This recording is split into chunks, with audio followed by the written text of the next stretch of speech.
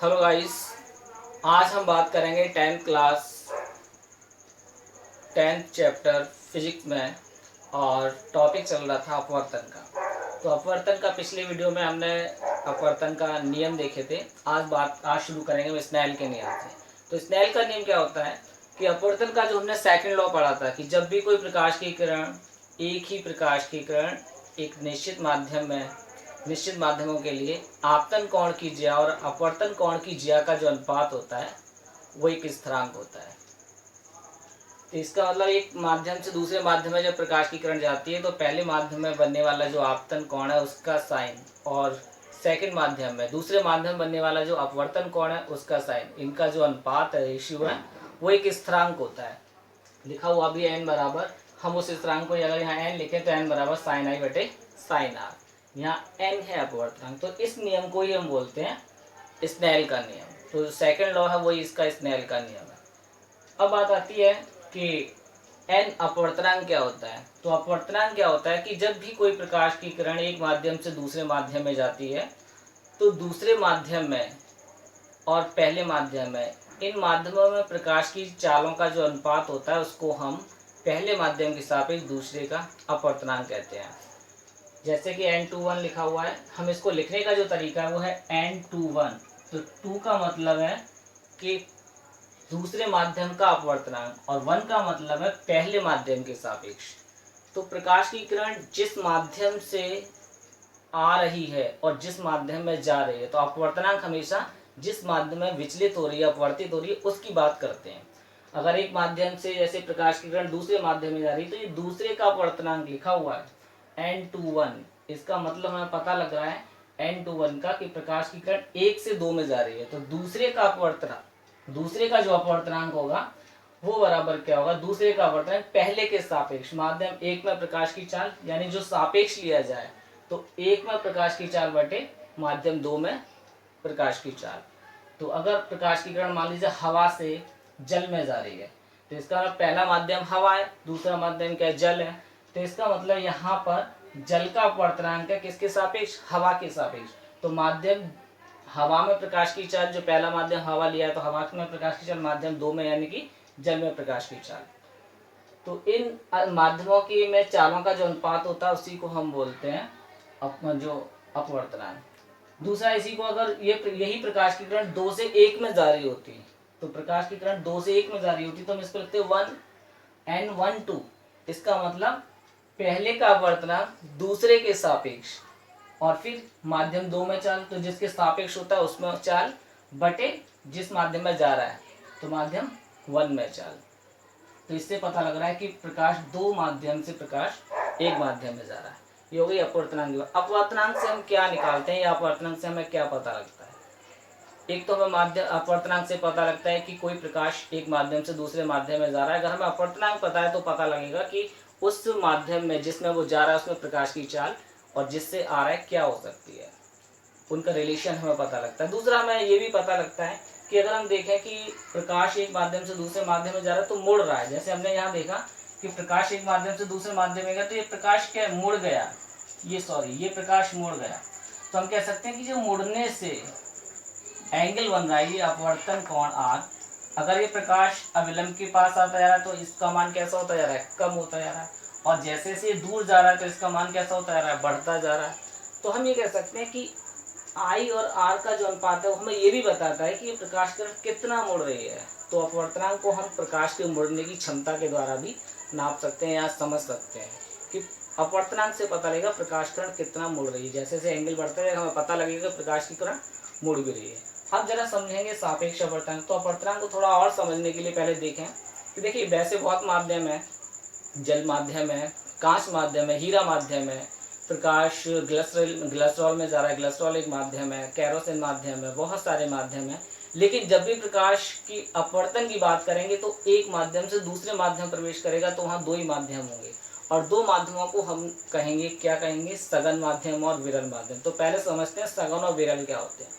सघन और विरल को समझने के लिए आप देखें, जहाँ अणु पास पास होते हैं, जिस माध्यम के अणु पास पास होते हैं वहाँ जब प्रकाश ट्रेवल करता है, प्रकाश प्रवेश करता है तो उसके मार्ग में बहुत सारी रुकावट हो जाती है। तो रुकावट आती है तो अणु पास पास होने की वजह से प्रकाश के रास्ते में रुकावट ज़्यादा आती है, जिससे प्रकाश की स्पीड कम हो जाती है, चाल कम हो जाती है।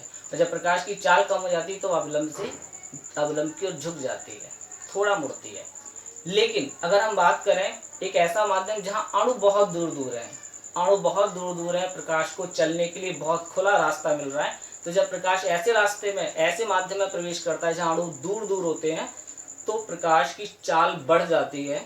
और प्रकाश की चाल बढ़ जाती है तो जो कोण है उसका मान भी क्या हो जाता है, बढ़ जाता है, तो अपवर्तन कोण भी बढ़ जाता है। तो इसके आधार पर हम सघन और विरल की परिभाषा भी लिख सकते हैं। जैसे यहाँ लिखा हुआ है, ये चित्र बने हुए हैं, आप देखें कि जब कोई प्रकाश की किरण एक माध्यम से दूसरे माध्यम में प्रवेश करती है और वह अपने अवलंब की ओर झुक जाती है, या उसकी स्पीड या उसकी चाल पहले माध्यम की तुलना में कम हो जाती है, तो फिर हम उस दूसरे माध्यम को पहले माध्यम के सापेक्ष सघन माध्यम कहते हैं।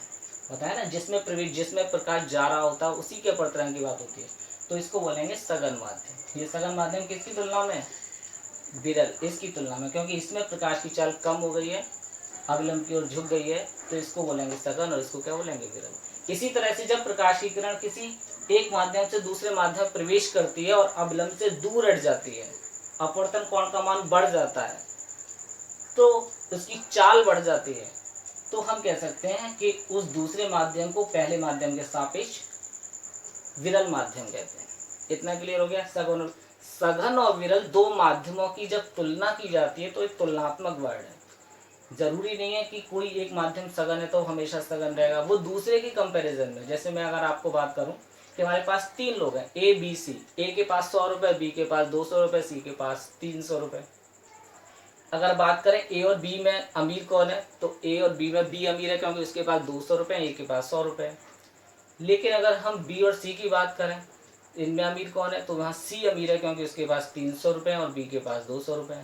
तो जो बी ए की तुलना में अमीर था वो सी की तुलना में गरीब है। इसी तरह से जहाँ अणु पास पास होते हैं उस माध्यम को हम क्या बोल देते हैं, जहाँ प्रकाश की चाल कम हो जाती है, अणु पास पास होते हैं, इसको सघन माध्यम बोल देते हैं। तो हवा, और अगर हवा की तुलना हम करें जल से, तो हवा के अणु दूर दूर हैं, वही गैस फॉर्म में, और जल की बात करें वो द्रव फॉर्म में, वहाँ पर जो अणु है वो पास पास है। किसकी तुलना में, हवा की तुलना में अणु पास पास हैं, इसलिए हम वहाँ हवा को विरल माध्यम और जल को सघन माध्यम कहते हैं। लेकिन उसी जल की तुलना अगर हम हवा से, उससे कांच से करें, तो जल की तुलना अगर आप कांच से करेंगे तो कांच और ज़्यादा ठोस हो गया, उसके अणु और ज़्यादा पास पास हो गए, वो प्रकाश के बहने में और ज़्यादा रुकावट डालेगा, तो उस कंडीशन में वो अवलंब की और झुक जाएगा, तो फिर हम कांच को बोलेंगे सघन माध्यम। किसकी तुलना में, जल की तुलना में। अब जल कांच की तुलना में कैसा हो जाएगा, विरल माध्यम हो जाएगा। तो कोई भी सघन कोई भी विरल हो सकता है, डिपेंड करता है कि हम उसकी तुलना किस से कर रहे हैं। तो दो माध्यम होंगे तभी हम उनकी तुलना कर सकते हैं। तो सघन और विरल अगर क्लियर हो गया तो अब देखते हैं सापेक्ष। सापेक्ष अपवर्तनांक भी वही है जो जैसे ऊपर आपको बताया था, लेकिन सापेक्ष अपवर्तनांक में क्या होता है, पहला माध्यम, प्रकाश एक माध्यम से दूसरे माध्यम में प्रवेश कर रहा, तो पहला माध्यम आपका हवा नहीं होना चाहिए, कोई भी हो सकता है। प्रकाश किसी भी माध्यम से एक माध्यम से दूसरे माध्यम में जा सकता है, बस कंडीशन है पहला माध्यम हवा ना हो। तो जब कोई प्रकाश किरण एक माध्यम से दूसरे माध्यम में जाती है तो दूसरे माध्यम को पहले माध्यम के साथ, दूसरे माध्यम का अपवर्तनांक पहले माध्यम के सापेक्ष निकालते हैं। जैसे लिखा है NWG, तो W यहाँ हमने जल का इंडिकेशन वाटर के लिए लिया और G है ग्लास, कांच के लिए। तो NWG, तो इसका मतलब ये पानी, जल का अपवर्तनांक है किसके सापेक्ष, कांच के सापेक्ष। इसका मतलब प्रकाश की किरण कांच से जल में जा रही है, तो फिर ये जल का अपवर्तनांक हुआ, तो जल का अपवर्तनांक कांच के सापेक्ष, और इसमें बराबर है कांच में चाल बटे जल में चाल। इतना अगर समझ में आ गया तो आगे बढ़े हम। अब देखते हैं हम कि NWG, तो इसको हम यही लिखेंगे कांच के सापेक्ष जल का अपवर्तनांक। तो ये सापेक्ष अपवर्तनांक, बस पहला माध्यम यहाँ हमारा हवा नहीं होनी चाहिए। दूसरा होता है निरपेक्ष अपवर्तनांक। तो निरपेक्ष अपवर्तनांक क्या होता है, जब भी पहला माध्यम हवा होता है या वैक्यूम या निर्वात होता है, निर्वात में हवा में प्रकाश की चाल सबसे ज़्यादा होती है, 3 × 10⁸ तो निर्वात में प्रकाश की चाल सबसे ज़्यादा है और थोड़ी बहुत कम होती है हवा में। हवा और निर्वात में कोई ज़्यादा डिफरेंस नहीं है, इसलिए हम हवा और निर्वात को एक ही बोल देते हैं। तो हम ये कह सकते हैं कि जब किसी माध्यम का अपवर्तनांक हवा के सापेक्ष लिया जाता है या वैक्यूम निर्वात के सापेक्ष लिया जाता है तो ऐसे माध्यम को बोलते ऐसे माध्यम के अपवर्तनांक को बोलते हैं निरपेक्ष अपवर्तनांक। क्या बोलते हैं? निरपेक्ष अपवर्तनांक। यहाँ पर कंडीशन है कि पहला माध्यम जरूर हवा या वैक्यूम होना चाहिए, दूसरा माध्यम कुछ भी हो, लेकिन प्रकाश की किरण हवा से या फिर वैक्यूम से कहाँ जानी चाहिए? किसी दूसरे माध्यम में जानी चाहिए। तो हम उस माध्यम के अपवर्तनांक को जिसमें वो जा रही है उसको बोलेंगे निरपेक्ष अपवर्तनांक। और अगर कहीं जैसे लिखा हुआ NG, इसका मतलब यह कांच का अपवर्तनांक है, ये कांच का निरपेक्ष अपवर्तनांक बोलेंगे, क्योंकि किसके सापेक्ष? हवा के। तो हवा के सापेक्ष कांच का अपवर्तनांक ये हो गया VA/VG, यानी कि हवा में चाल बटे कांच में चाल, ये कहलाता है हमारा NG। बहुत सी हम इसको निरपेक्ष अपवर्तनांक बहुत से ये बोल देते हैं आमतौर पर केवल अपवर्तनांक। अगर किसी पदार्थ का हमें माध्यम का सिर्फ अपवर्तनांक दे रखा है, जैसे हमसे बोला कांच का अपवर्तनांक 1.5 है, इसका मतलब है कि अंडरस्टूड है कि वो जो कांच का अपवर्तनांक दिया है वो हवा के सापेक्ष दिया है, यानी कांच का हमें निरपेक्ष अपवर्तनांक दिया है। तो जब पहला कोई अपवर्तनांक नहीं दिया हो या नहीं बोला जाए, डायरेक्ट आपको एक ही माध्यम का अपवर्तनांक बोला जाए, तो वो किसके सापेक्ष माना जाता है? अंडरस्टूड है वो हवा के सापेक्ष माना जाता है। जैसे यहाँ लिखा है NW, इसका यहाँ खाली स्थान है, यहाँ कोई दूसरा माध्यम नहीं है, तो ये पानी का अपवर्तनांक है, पानी का अपवर्तनांक, लेकिन ये किसके सापेक्ष होगा? ये सापेक्ष होगा पानी का अपवर्तनांक हवा के सापेक्ष। तो यहाँ हमने लिख दिया हवा में प्रकाश की चाल बटे VW लिख दिया हमने, जल में प्रकाश की चाल हवा में। तो जब किसी माध्यम का अपवर्तनांक हवा के सापेक्ष लिया जाता है तो हम उसको निरपेक्ष अपवर्तनांक बोलते हैं। तो निरपेक्ष अपवर्तनांक को हम डायरेक्ट केवल अपवर्तनांक भी बोल सकते हैं। तो ये जल का अपवर्तनांक है, इसका मतलब जल का निरपेक्ष अपवर्तनांक है, और किसके सापेक्ष लिया गया? हवा के सापेक्ष लिया गया है। अगर हम बात करें NWG लिखा है, ये सापेक्ष अपवर्तनांक है। ये किसका अपवर्तनांक है? ये जल का अपवर्तनांक है कांच के सापेक्ष, इसलिए कांच में प्रकाश की चाल बटे जल में प्रकाश की चाल। तो NW अगर यहाँ देखें तो NW अगर सिर्फ लिखा हो, यहाँ खाली स्थान हो, इसका मतलब ये किसका निरपेक्ष अपवर्तनांक है? ये जल का निरपेक्ष अपवर्तनांक है। तो इसको लिख सकते हैं हवा में प्रकाश की चाल बटे जल में प्रकाश की चाल। NG लिखा हुआ है, कांच का निरपेक्ष अपवर्तनांक है, यानी कि हवा में प्रकाश की चाल बटे कांच में प्रकाश की चाल। अगर NWG को हम NW/NG लिख दें, जल का अपवर्तनांक कांच के सापेक्ष, इसको लिख दें ये जल का निरपेक्ष अपवर्तनांक बटे कांच का निरपेक्ष अपवर्तनांक। तो NW का मान कितना है? C/VW। तो हमने NW लिख दिया हवा में प्रकाश की चाल बटे जल में प्रकाश की चाल, और NG को लिख दिया C हवा में प्रकाश की चाल बटे कांच में प्रकाश की चाल। ये अंश बटे हर, ये भी ऊपर जाएगी तो क्या हो जाएगी? पलट जाएगी। तो C/VW, तो हवा में प्रकाश की चाल बटे जल में प्रकाश की चाल इनटू ये कांच में प्रकाश की चाल बटे ये है हवा में प्रकाश की चाल, दोनों C कैंसिल हो गए, तो क्या बचा? VG/VW। तो यही आ गया VG/VW। इसका मतलब NWG किसके बराबर हो गया? NW/NG के। तो अगर हमें कोई सापेक्ष अपवर्तनांक दिया है तो हम ये भी लिख सकते हैं NWG।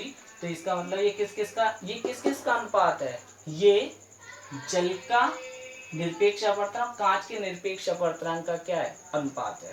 तो हम कह सकते हैं अपवर्तनांक के हमारे फॉर्मूले क्या मिले?